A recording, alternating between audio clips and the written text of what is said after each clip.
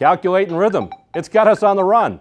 What am I talking about? Stay tuned for the explanation next on this, the first edition of Tech Throwback.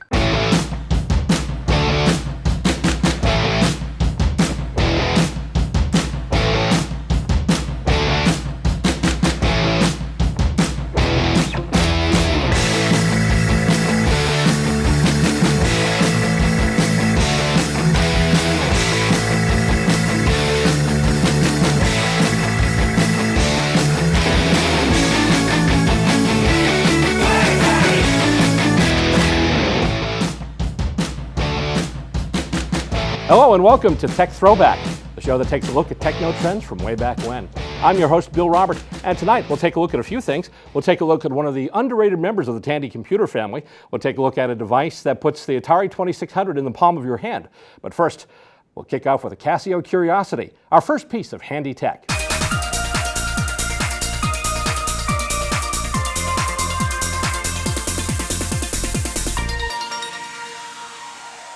And it's now time for our Handy Tech segment, where we take a look at retro pieces of tech that fit in the palm of your hand. And today we start off, as I teased it, as a Casio Curiosity. And really, you see this here and you're thinking, boy, this looks like a musical keyboard. But then when you go under here, you look at the markings and you see 1, 2, 3, 4, 5, 6, 7, 8, 9, plus, minus, divide. Well, those are the markings of a calculator. So is it a keyboard or a calculator? Well, in much the same way as shimmer is a floor wax and a dessert topping, the Casio VL1 VL Tone is both a calculator and a musical keyboard. And at the time it was released back in 1980, it was quite the curiosity. As we look at the Tech Throwback white paper for the Casio VL1 VL Tone calculator keyboard, it was manufactured by the Casio Corporation. It was released in 1980. The original retail price was $150. It is a musical keyboard. It has 6 switchable voices: piano, flute, fantasy, guitar, violin, and then something called ADSR, which stands for attack, delay, sustain, and release. It's a mode that allows you to make custom voices. You basically enter in numerical code in the calculator mode, turn it over to ADSR, and you can make some really interesting sounds with it. In addition to its novelty value, it was seen by some musicians as kind of a kitsch thing. It's been used in a number of pop recordings over the years. Most famously, you might recognize the song Da Da Da by the German pop act Trio. Even if you don't remember the song, it was used in a Volkswagen ad for a while, so you've probably heard it. In fact, as you're going to hear right here, basically, you hear that. That is Da Da Da. That's the actual rhythm they use. That's on the record, so it's an interesting piece here. Now let's go through the parts here just quickly. I'll have Tom, my camera guy, come in for a closer look at the switches. We'll start off with the mode switches here. Then you've got calculator mode, record mode, in which you can actually record a series of notes to use the one-key play feature, and then there's also play, in which you can just use it as a keyboard. I mentioned the 6 voices. They're all here: piano, fantasy, violin, flute, guitar, and ADSR.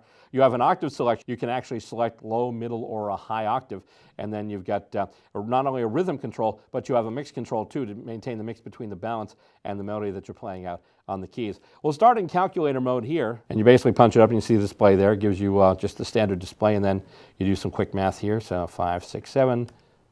Let's see, let's get the plus key in there. Plus 9, and there you go. So you have a quick little mathematical thing there. And I mean, it works basically like a standard calculator. No sine, no cosine, no scientific functions, basically just a really simple calculator. But one of the cool modes that you can access for calculator is the ADSR mode, which I'll show you in just a little bit. Let's go to the record mode right now, and what I'm going to do is in piano mode, I'm just going to hit a few keys here. Okay, now we go over to play, and if I hit the one-key play, those are the keys I just entered in, so you can actually record your own melodies. You can even have them autoplay. Obviously, the sound, it's never going to be mistaken for a Yamaha DX7 or one of the bigger synths of the like, but it still does have some fun features, and we'll go through the voices really quickly. This is the piano sound. And then we go to fantasy, which is kind of an ethereal sound to it. Then we go to violin, which is probably what a violin would sound like on the planet Mars. Going to flute. Actually sounds like a mellotron with the power running down. Go to guitar. And now we go to ADSR. Hear that? Now, this is what I mentioned before, going to the ADSR mode. We'll go back to calculator mode for a second here, and I'm just going to enter in just a random set of numbers. Then what I do is I add it to the memory, go back here, and what you're doing is you're basically using the numbers to write your own sound envelope. So it's almost like playing with the different modulation knobs and things of a synthesizer. And you can make any type of, you make a multitude of sounds using the ADSR feature. In addition, you've got a demo mode here.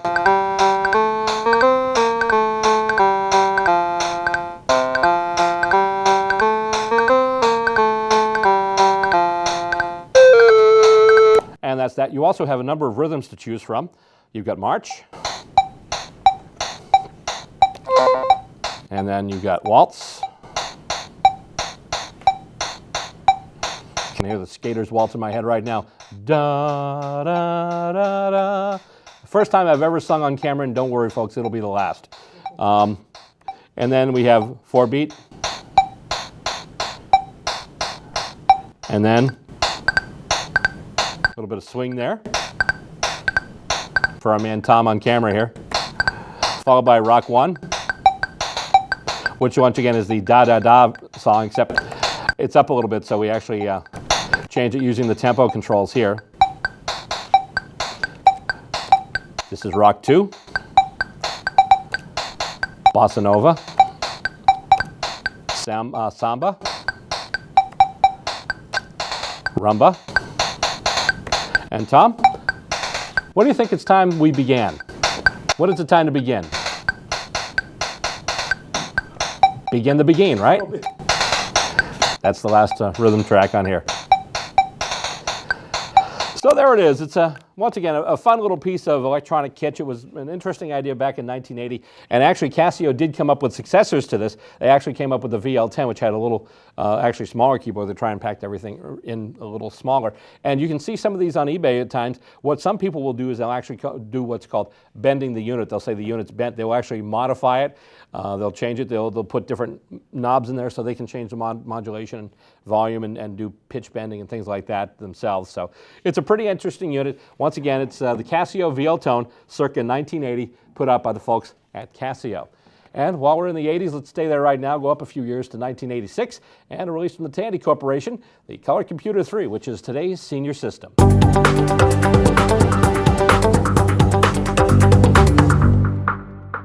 Well, we bring you from the Tech Throwback workshop over here to the Tech Throwback Computer Lab, and today we'll do our first senior system, and actually, this was one of my first senior systems. This actually is a computer I bought in 1986, not just the same model.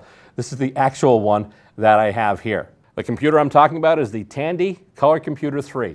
It was the third release in the Color Computer series, had 128K of memory, and also for the keyboard they added an escape break key here and 2 function keys.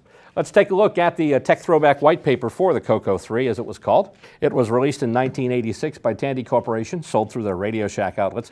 The retail price at the time was $219.95. Stock units had 128K of RAM, 128 kilobytes of memory. Obviously, that's nothing compared to today's machines.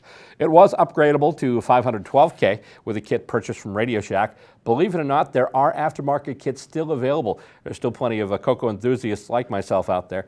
And graphics resolutions up to 640 by 225. That was made possible by a chip Tandy invented called the Graphics Interrupt Memory Enhancement, or GIMME. It allowed for, at the time, really some razor-sharp graphics. You had a palette of up to 64 colors, up to 16 could be used on the screen at once, depending on what graphics mode you were in.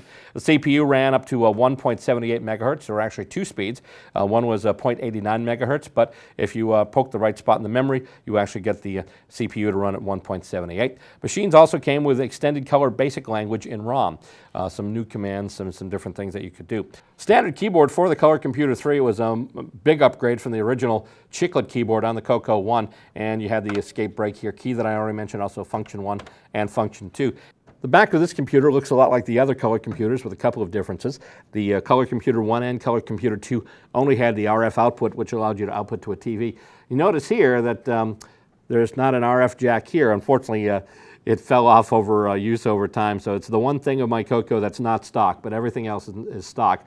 But it doesn't matter that the RF came off, because this one has video and audio output, so you could connect it right to the video and audio inputs of a TV or a monitor. And if you bought the optional CM8 monitor, there is an 8-pin jack down here where you can connect an RGB signal and give yourself even sharper graphics.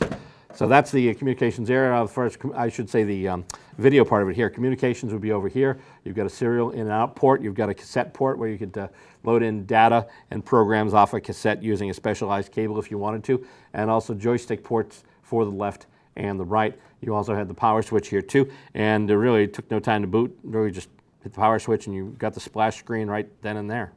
Hookup is really simple. Right here I just have the two leads. I have the video and the audio. Audio goes in. Video goes in, hit the power switch, and boom, you're up. Extended Color Basic, copyright 1982 and 1986, which was when this was released, under license from Microsoft and Microware. What happened was, by the time they got around to the Coco 3, Microsoft didn't really want to support the computer anymore, so what they did was they actually wound up being sort of an amalgam. Microware added some code that was blended in with the Microsoft Basic, so it was kind of an amalgam of the two. And you've got your cursor screen here, which is just a flickering color bar, and from there you can enter in basically programs. It starts out, it's not like today's where you boot up in an operating system. It basically is looking for commands to do things. So what we'll do is we'll write a quick program here. We'll do, have it print hello, then print a blank space, and print hello again, and then run. Boom, there we go. Basic programming, done. In addition to BASIC, you could also run a system called OS9, which was more of a disk-based operating system. A lot of the disk-based programs for the Coco 3 and Coco 2 actually did run on the OS9 platform. I did mention drive, and inside here you notice there's a little flappy door here. This was two purposes. First of all, you could put game cartridges in here, or actually program cartridges. They were called program packs, and you could basically just put them in here. That actually helped minimize the Coco in the eyes of some. Like, oh, you plugged it's like an Atari with a keyboard. Well, it's much more than that. You know, they did put a nice bit of engineering into this, but you did have the option of not only running programs here, but you had the program packs too. In fact, going over to my supply, I did have a number of program packs over the years. Ta-da! And these go right in the side. And I had different applications. I actually had a database in here somewhere. Here we go. It's called Color File. It's a little bit of a database program there. Color Scripts It, which is word processing. Now, the interesting thing about this is this was plugged into the port. Now, when you hook up a disk drive to this, the disk controller also hooks into this port. So when you did something with a cartridge-based program, you had to save the data onto cassette. And we'll show you the cassette interface in just a little while. First, though, let's show you some of the games. We'll start with actually one of my favorites, one of the most addictive. This is a game called Shanghai, which is basically the Coco's take on Mahjong. Just plug it in the slot. Got to give it a little extra thing because obviously this thing's a little older. And here we go, Shanghai. And we go to Composite. And here's the main menu here. By the way, the TV blows up to 16:9. This actually was a 4:3 picture originally, but I've got it blown up here. You can play solitaire, and basically, in case you've never played Mahjong or its 10,000 computer-based equivalents, it gives you a whole set of tiles here, and what you have to do is you have to eliminate the tiles by finding matching tiles. And there's one there, and one there. That goes bye-bye. There, there. And you do that, and hopefully if you've made all the right moves, you can clear the whole board without having any stuck under other tiles before you get there. So that's Shanghai, a little bit of a Mahjong there. So we'll pop that out and show you another game now. And I think here we'll go with a game called Star Blaze, which basically, Star Blaze is like Defender and Space Invaders had a baby. And so this is what you see when you start up Star Blaze. There we go. Let's turn up the volume on the TV a little bit here so you can hear all the cool spacey sounds you get. First thing it asks you for is a skill level, and I haven't played this in a gazillion years, so we'll start with skill level 1. And here you go. You've got your little plane, and your plane's flying along the frozen tundra, to borrow a John Facenda line. So what you can do is you can go to your star map, Oh, look, there are aliens. Anything where it's yellow, you've got aliens. And there are aliens right now harassing a repair depot, so I'm going to arrow over there. And then hit W to warp. Let's kill some aliens.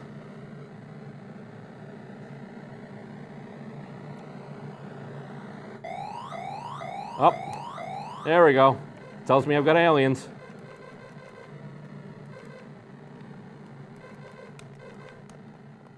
And I try and, whoa, I hit one of them. And as a result, I'm sure Brian over there is shaking his head because I'm blowing the levels out of the water and the audio here. Oh, look at that, I just did that. Yeah, that was smart of me, but there we go. Whoop, bad move. You're dead, and probably time to play something else. Or for that matter, rather than play something else, let me show you some of the other things this computer can do. Obviously, one of the things we talked about before is graphics capability. And I'd mentioned the disk drive, so I happen to have one here. Never leave home without it. Make sure that we get all this stuff out of the way. And so I mentioned that the disk drive interface plugs in where the program packs go. And then when you turn on, your first indication that you've got it hooked up is it will actually say Disk Extended Color Basic. So not only will it have all the basic commands in here, it'll have all the disk commands too. And actually what I'm going to do right now is take a disk of stuff. And this, I mean, the amazing thing is this is a floppy disk, 5 1/4 inch. And this, I have stuff saved on here from 1986 that still runs, believe it or not. I know a lot of times people say, oh, I've got my old disks and they don't read anymore and they get all corrupted. Type in the directory command. Oh. Helps when you turn on the power of the disk drive too here. And there we go. A lot of stuff that I wrote in the past, and even some new programs I wrote recently. In fact, I'm going to load one of them in right now.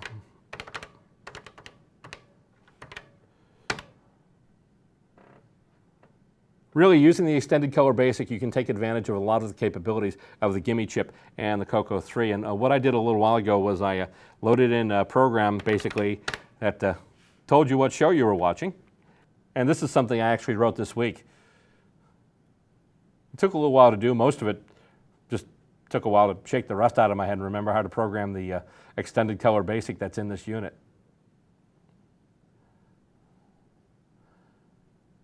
So I basically started out with some lines to draw the outlines of the logo lettering, and then from there I just added colors, and that's our logo. That's the logo of the show right there. And that's something I wrote just this week in BASIC.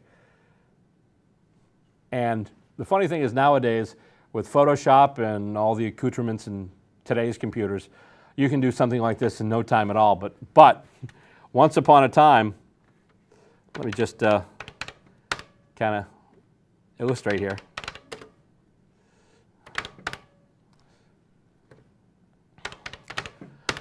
This is the program. To make that little Tech Throwback logo, this is all the stuff I had to type in and make sure all the lines merge and do all the trial and error stuff. So it does take a little while sometimes to do programming, but once again, a lot of us do this because it is fun, and it is a lot of fun to come up with your own programs and do your own things. I mean, not only was it fun to do, but it actually served as an educational point for some folks who actually got into computer programming and are writing the computer programs we use now. A lot of them got their starts with things like this, and the Commodore VIC-20 or the Commodore 64, the TRS-80, and a number of computers that were out at that time. Another addition to the Color Computer 3 made by Tandy was additional text capability. The Coco 1 and the Coco 2 only have the 32-column text, the standard Coco-style 32-column text. Then they added a 40-column text option and an 80-column text option. Although for those of us watching with a TV monitor and not having the dedicated CM8 monitor, it was really hard to see the 80-column text. The letters got a little too narrow, and the way the screen came out, the letters weren't really visible unless you had certain color sets in place. But the 40-column text was a welcome improvement. As you can see, there were a whole bunch of accessories that came with the Color Computer line. And actually, with what I have here, it looks like a whole table full of stuff, but I'm just scratching the surface. Another fun little thing here is the Coco appliance and light controller. This plugged into the side of your unit, and then using a serial cable, you hooked right into this, which controlled your appliances through the plug-in power modules, you know, the remote control home automation things they've been selling for years. In addition to having This was able to control your lights and things with your computer. You also had direct on and off switches here, so you could use this to turn your devices on and off, as well as programming it and having the Coco handle it for you. Pointing devices, you had a choice too. You had the Joystick. This is the Pro Joystick. I believe this was about $24.95 when I bought it singly. This was more like $40, and this is the TRS-80 touchpad. It's basically, you can either use your finger or use a stylus or whatever, and these are what would be akin today to a left click and a right click. And also they had these standard joysticks too, and these were about $24.95 for the pair. And these ones look a little beat up because I've had this as long as I've had this. So these have seen some use over the years. You can see they're kind of being held together with spit and baling wire and electrical tape, but they still work, and they just have the one big red fire button on top, but these will plug right into the back of the Coco. Stereo music synthesizer and the stereo speech synthesizer. You'll actually see a demo of these in a little bit, and the sound cartridge actually made speech and sound effects. And the stereo music synthesizer, you could actually compose music, and it was multi-timbral too. You could combine up to 5 instruments in your little orchestral piece, and both of these were available for the color computer. You started off basically load in a little basic program, and then you were good to go with either of these. When you put this in, you actually have to type in a quick little driver program before you get to that. So let me just show you the program here. Actually, let's do this at width 40. We use that 40-column text I was telling you about. And it's just a quick little 21-line program that you write in. Once you're done with that, you can actually save it to cassette, which I've done here. But what we'll do first here is clear the screen really quick, get all this stuff off there, and then we'll just type in run. Now we're running obviously the basic program that's already been in here, but what you can do now is you can type in words, and the speech sound cartridge will actually use the sound synthesizer inside the Coco to make sound, speech actually. And we'll demonstrate right now. Just start with a quick hello. Hello. There we go. There we go. This computer saying hello. And then, now an interesting thing with this is you can type in the words and sometimes they won't come out right. You actually have to think more phonetically when you're putting in the words. For instance, we'll type a greeting to our director in the control room here. Now, we'll type in hello Brian, just hello Brian. Hello Brian. See how the Brian doesn't come out right? So in that case, what I have to do is actually split it up into different syllables. So we'll type in, instead of B-R-I-A-N for Brian, we'll type in B-R-Y and then space and then A-N. So it'll be 2 different words. But listen to how it comes out. Hello, Brian. And now Brian can be all creeped out by the fact that the computer's speaking to him. In addition to all the accessories, the Shack also provided terrific support, not just the manuals that they put up, but extra manuals, extra books that they would sell too. You could purchase things like this primer on color computer graphics, this primer here on assembly language programming for the color computer. There were a number of books you could buy from the Shack, and not just from the Shack. There were also some great other groups there. This is one of the best independently produced Coco magazines called The Rainbow, which I was a big fan of for many, many years. And to this day, there's a terrific online community for the Color Computer 3. In fact, not only are there enthusiasts who still do programs and things, there are companies that actually make devices to use with this. I mentioned at the top of the review here that there was a 512K memory option that wasn't just from Tandy, but nowadays there's also a company that sells it. They're called Cloud9, and you can actually get an aftermarket 512K upgrade for this machine. In addition, there's another gentleman out there who works on his own, and he makes an adapter to take the 8-pin jack that's underneath that normally would go to the CM8 color monitor. It changed it to a VGA, so you can watch it on basically a computer monitor or convert it to HDMI. You can watch it on something like this. I mean, I know I'm watching it on something like this right now, but that's using just the video link. If you use the RGB link, you will get a tighter, crisper picture. Keep in mind too, this machine is 30 years old just about, and it's still cranking out whatever I put into it. So it's a great machine, well put together, and I've had a lot of fun with it over the years. If you're inclined to be an enthusiast of this one, maybe you've got one already, or maybe you've got a Coco 2 and want to upgrade, you can find them on eBay all the time. So check it out. It really is a very, very fun machine. This was my go-to machine for a lot of years, and I'm still absolutely in love with it. That'll do it for our look at the Coco 3. Coming up next, we'll take a look at a new game system that actually brings back the old Atari 2600. It's a segment we like to call New Dog, Old Tricks.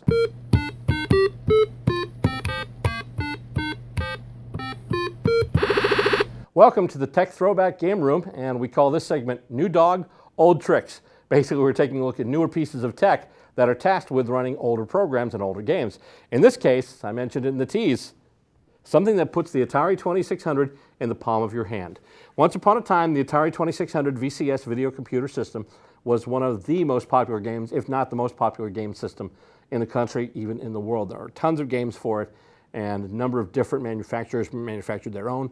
And at some point, there became this retro game feel, and people wanted to get basically those old games again, but they didn't want to have to shop for $2,600 on eBay or find an older console. So people came up with this. This is the Atari handheld joystick controller game system put up by a company called Jakks Pacific, and it looks like an old Atari 2600 controller.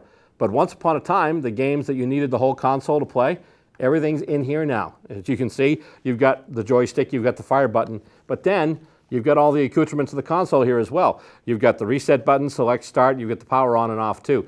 So this is basically the entire 2600 in the palm of your hand. So everything's right here in the palm of your hand. All you have to do, flick the button, and you got power, and you've got your menu. Before we start playing, let's take a look at the white paper for this joystick controller. It was made by a company named Jakks Pacific. It was released in 2003. Retail price was $24.99. The unit features 10 original Atari 2600 games. It includes Adventure, Asteroids, Breakout, Centipede, Circus Atari, Gravitar, Missile Command, Pong, Volleyball, and Yar's Revenge. All right, now we're powered up. Let's go through the menu and select our game here. Adventure, not really a big fan.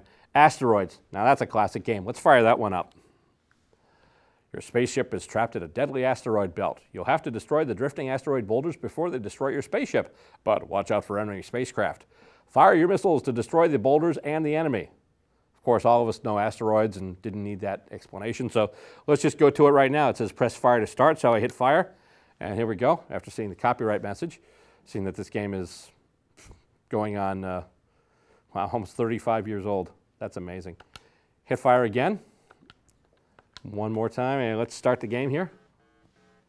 Here we go. Using the joystick to move around.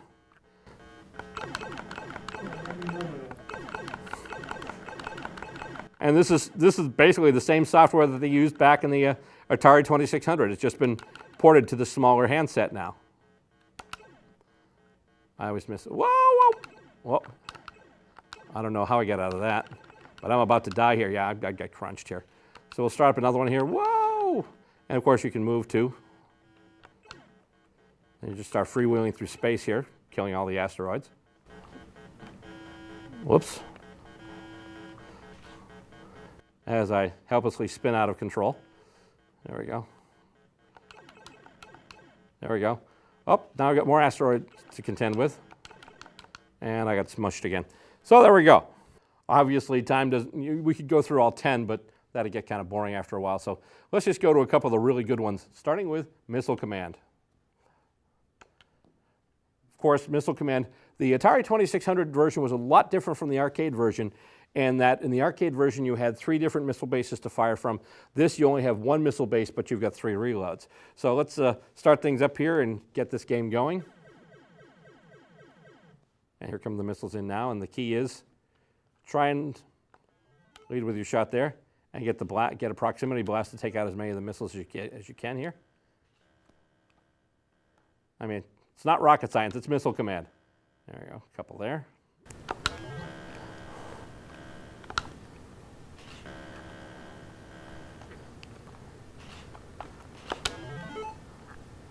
Nope, missed.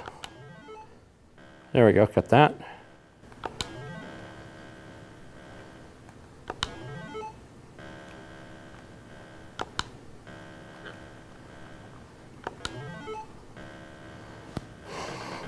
At the end, you get bonus points for all the cities you've saved, plus all the extra missiles you have left.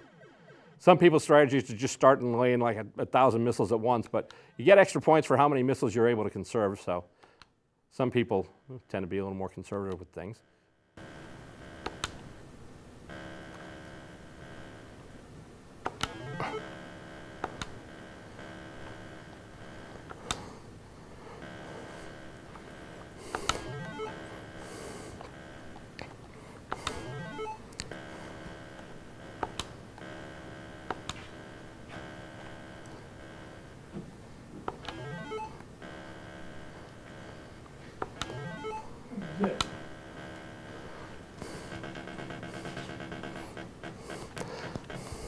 Well, anyway, you get the general idea. Basically, you keep firing your missiles until you have no more cities left and you wind up dying, which is, a lot of these games is not so much, it's not a game that you win or reach the end, it's how long you can last before you finally get overwhelmed. So let's go back to the menu for a second here. And let's go to one more game. Pong.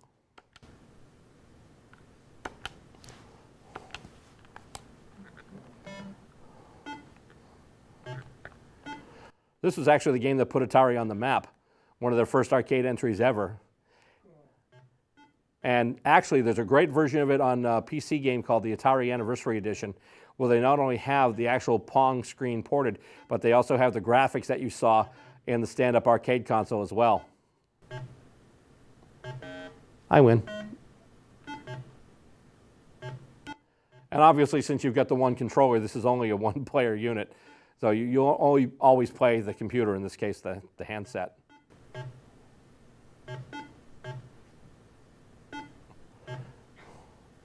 And I'm winning by moving just oh so much.